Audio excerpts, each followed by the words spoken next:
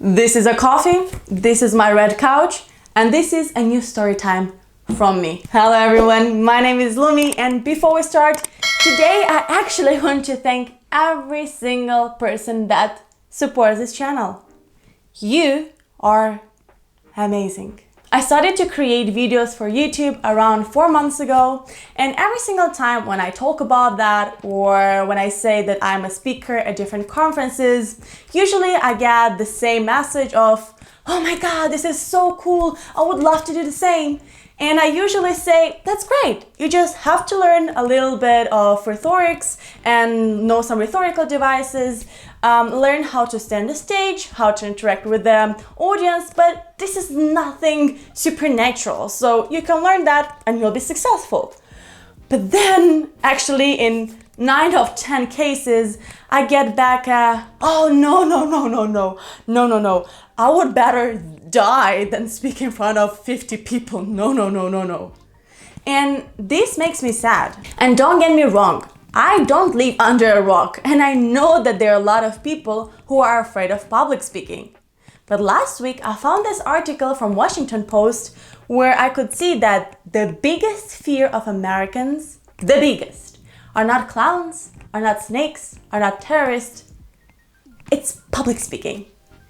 The biggest fear of Americans is to speak in front of other Americans. You are fake news. And I started to wonder, like, how come there are no babies that are born with the fear of public speaking?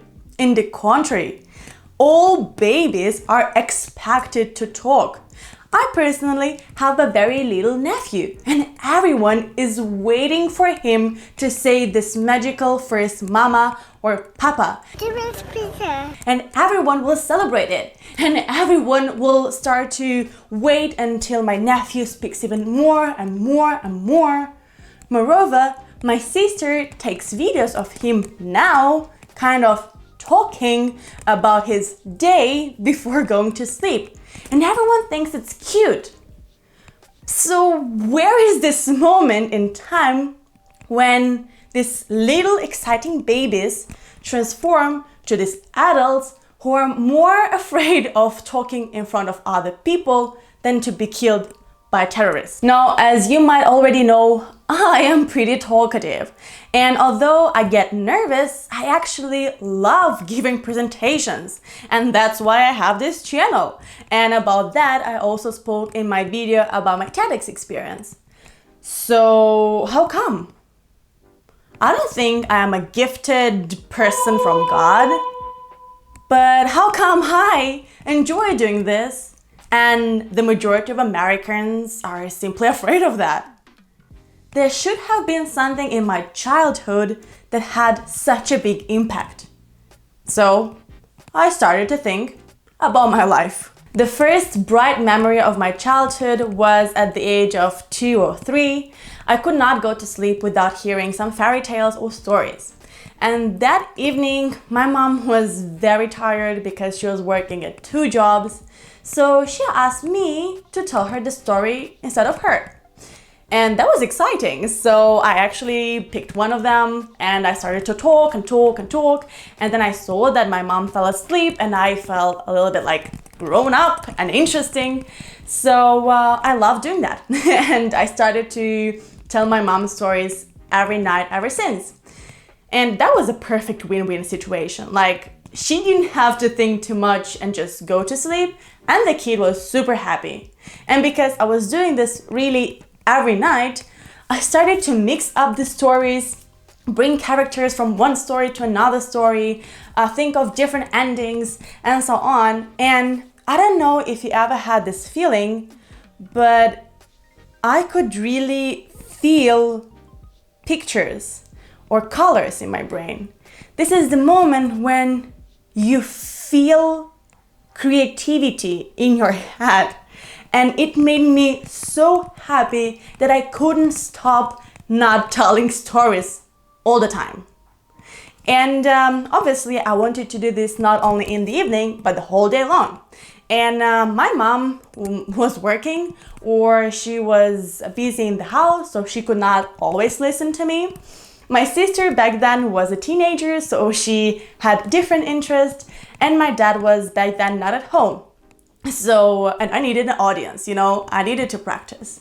So what I was doing, and I'm sure a lot of kids did that actually, I took all my dolls and all my toys and I put them in rows in front of me, as I saw this in kindergarten, and I would stand or sit in front of them and tell them stories. And that was the best audience ever because they were attentively listening, they were not interrupting. Perfect. And I used to do this a lot. Then I was singing to them, and then I was doing some little theater things, but generally I was performing in front of an audience. Now, the other story also happened around the same time. An important detail in this second story: I was the youngest in my kindergarten group. So if everyone was 5, I was 4 years old.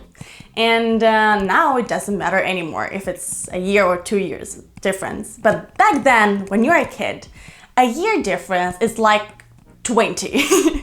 So the Christmas party was approaching, and my kindergarten teacher would give every single kid a poem for the Santa Claus. And because I was the youngest, I received nothing.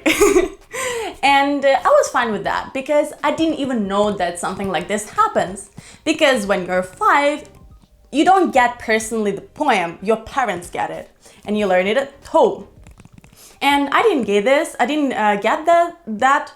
My mom never told me something about that, so I was a happy child. Now, the night of the Christmas party at the kindergarten, I remember it so clearly. We were standing in a circle, and in the middle there was Santa Claus. And he had a big bag with a lot of toys or candies. And he started to ask, who has a poem for the Santa Claus? And all the kids started to raise their hand, like, pick me, pick me. And I had nothing to say. That's why I did nothing. And I could see that Santa Claus would pick someone, they would come to the center, they would say a little poem about Santa Claus or winter or whatever, and the kid would get a present. And then I saw that, this happened 2 or 3 times, and kids have this beautiful thing that they see cause and effect of something.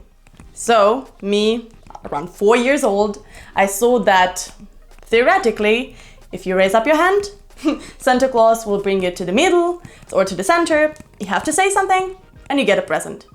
And I wanted a present. I love presents. So after like 3 or 4 or whatever kids, I decided to raise up my hand as well.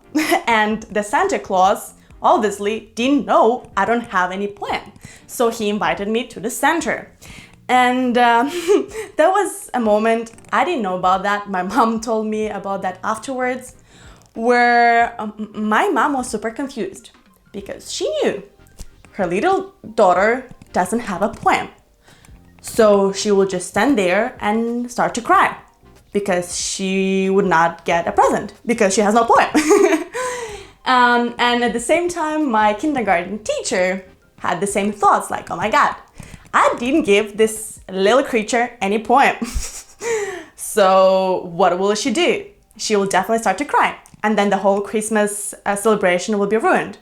But what I did was, well, I was not overthinking it. And this is beautiful. Kids don't overthink. They try. They see a goal and they try to get it. So I was there and the Santa Claus said, oh, little beautiful snowflake, tell me a poem. And then I just started to pick up things that I heard from other kids or from other poems that I knew. And obviously I don't remember the poem itself because there was no poem. But I remember saying something like, everyone loves Santa Claus. And everyone waits for Santa Claus. Kitties are waiting for Santa Claus. Dogs are waiting for Santa Claus. Kids are waiting for Santa Claus. Birds are waiting for Santa Claus. And I would just take random things that I could remember and say that everyone loves Santa Claus. And somehow in my brain, I thought, okay, nobody is interrupting me. Nobody is telling me to shut up, meaning that I'm doing it perfectly. And I also thought that the longer the poem is, the best the toy will be. So at some point, I don't remember who or how, but the poem was over. I got the present and I went to my place, to the circle, very happy.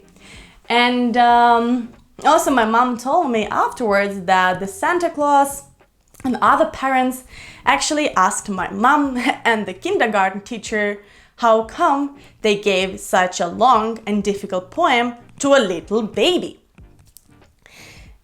And I don't know if they ever told anyone that was fairy tale improvisation. But yeah, and this is when I realized that I liked attention and I actually get something for what I do. I was paid by Santa Claus with a gift. Now, besides telling you how brilliant I was as a kid, the story is actually about my parents and about my teachers that never ever shut me up. They never said that they had no time to listen to me. They never said that I talk too much. Well, some teachers said, but I was talking during the class. But I was never told that I should be quiet, that my creativity is useless. Never. Actually, I was always encouraged to talk, to expose my opinion, to talk about my day. I actually called today my mom and I told her about the thing that I want to film this video, and she said that she didn't do this on purpose, but she knew that I loved doing this. That's why she let me. And she was always listening to my stories when I would come back from school, no matter if she was actively listening or not. But she would never, ever tell me, go into your room, shut up, I don't care, and so on. And I think that the first reason a lot of people are afraid of public speaking or speaking up is because in their families, their parents or someone with authority one day told them that they don't care, or they blame them for speaking up too much or doing this in the wrong way. So one day, a little baby that saw always excitement when he or she was talking realizes that now he or she is older and nobody cares anymore, and the fact that this little human is able to talk is not impressive anymore and not magical. The second reason why I personally think that a lot of kids or adults now are afraid of public speaking is because of school. I don't know where you come from. I went to school in Moldova, and there were teachers like my literature teacher who were younger and they had some other ideas about teaching, and they were amazing. But then there were teachers from Soviet Union that had very different methods, that were shouting at you and call you stupid during the class in front of everyone. And kids are mean. So if a teacher asks you something and you don't know the answer, and the teacher says that you're stupid, everyone will hear that, and kids will think you're stupid. And I remember a lot of cases in my class when a kid would not know the answer and the kid would be invited in front of the classroom so that the teacher can officially somehow disrespectfully act with this kid. So the kid would come in front of class and the teacher would on purpose ask difficult questions so that the kid feels bad in front of the teacher, in front of the class, and then behave. And yes, kids can behave badly during class, and I sometimes was not an exception. But treating kids and teaching them that they should be afraid rather than respect you as a teacher, in my opinion, is wrong. So now imagine all these kids that ever did something funny and then they were invited in front of class, and the teacher would call them stupid or weird or disgusting in front of an audience. Imagine that this kid connected the dots and realizes that if he or she ever comes in front of an audience again, he will or she will have again the same feelings. And I know a lot of people that didn't take so many opportunities just because they were afraid to look bad in front of an audience. And this is really what makes me personally sad. And this is what I would love to change through my channel or my future career. The third reason that I think stops a lot of people being confident in front of an audience is the society. Because again, I come from Moldova, and over there there is still a little bit of a conservative mindset, although it's changing, which makes me happy. But when I was a kid, I had to be the nice little girl. And I was very lucky to be born in a healthy family where my mom would always tell me, you want to be active? Be active. You want to talk? Talk. You want to be a dancer? Dance. You want to be an actress? Act. You want to be a swimmer? Swim. So I had the freedom to do whatever I wanted and to be bold and to be loud. But a lot of other girls, they were taught at home that the quieter and the nicer you are, the better. And you don't have to be, too active. Guys don't like too active girls. Or in a society, sometimes it's better be quiet. And on the other side, there were guys who I remember were so creative in school, but then they were told like, you guy being creative, oh my God, this is so, let's say, homosexual. Kids are using other mean words. But so a lot of creative guys who could have been also, actors or brilliant public speakers had this thought in her head that, okay, I want to be accepted by the society. That's why I'm not allowed to be the way I want to be.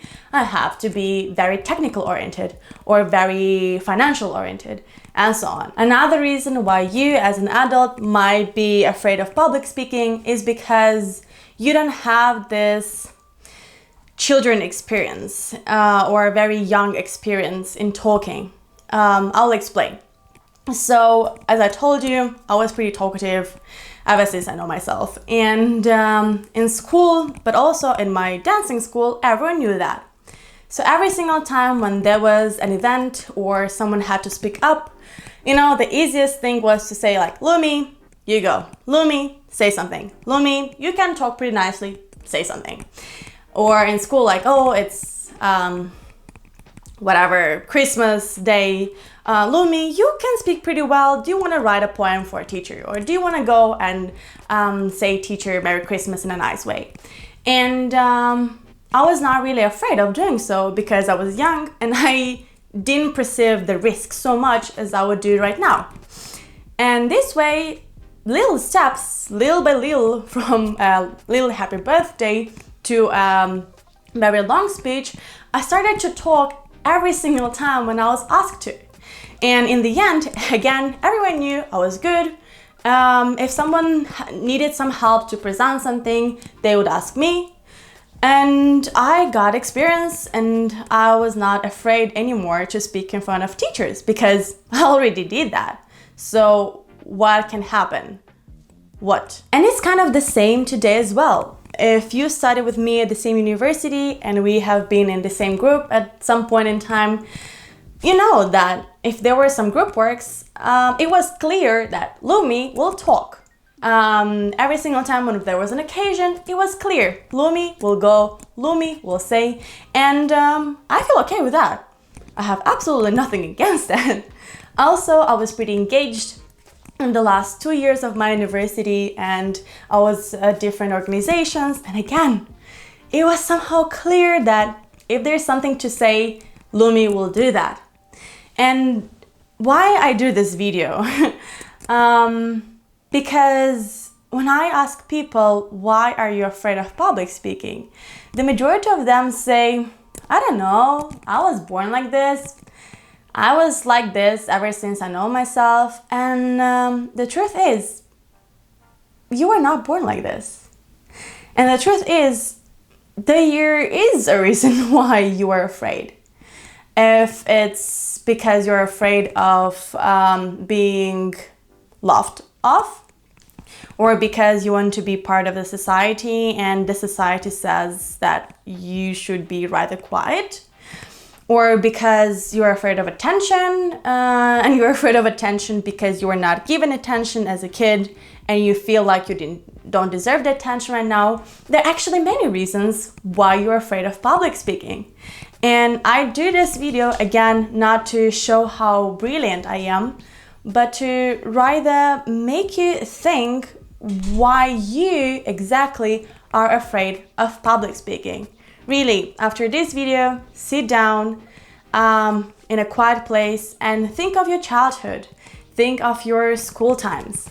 Think of those little moments where you tried to be expressive, you tried to speak out, but you were told, shh, or don't get on my nerves, just shut up. Think of those moments. And when you realize that, oh, there was one moment there, and then someone like one of my relatives told me this, when you realize these moments, it is easier for you to work on them. And when you are aware of them, you work on them, believe me, you will be able to speak in front of 10, 50, 100, and 1,000 people. Because public speaking is important. The biggest businessmen right now, they might not be the best public speakers ever, but they're good storytellers. They all know how to bring up a message.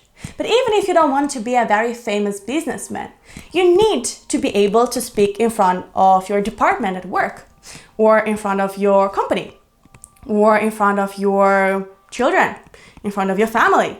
You should be able and confident enough to speak in front of your friends.